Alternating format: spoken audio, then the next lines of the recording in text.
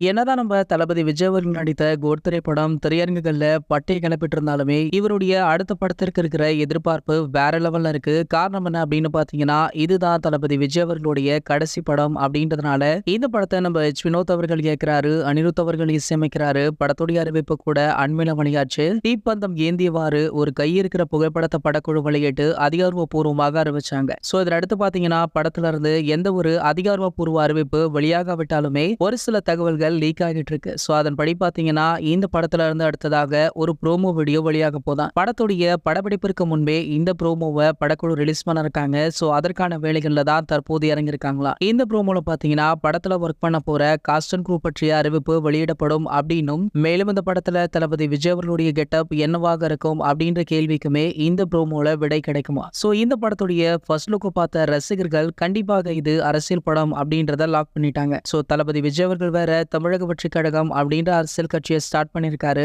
இதனுடைய முதல் மாநாடு வேற அறிவிச்சிட்டாரு. படத்திலுமே அரசியல் பேசுறாரு. படத்திற்கு எந்த பிரச்சனையும் வராதா, கண்டிப்பாக படம் ரிலீஸ் ஆகிடுமா அப்படின்ற ஒரு டாக்குமே ஒரு பக்கம் போயிட்டு இருக்கு. என்னதான் இருந்தாலுமே தளபதி விஜய் அவர்களுடைய படம் கண்டிப்பாக ரிலீஸ் ஆகும் அப்படின்னு தளபதி ரசிகர்களிடமே சொல்லிட்டு இருக்காங்க. சோ இந்த படத்தை பற்றிய அடுத்தடுத்து வெளியாக போற அப்டேட்டுகளை நீங்க உடனே தெரிஞ்சுக்க நம்மளுடைய தளபதி டாக்கீஸ் அப்படின்ற நம்ம சேனலை சப்ஸ்கிரைப் பண்ணிக்கோங்க.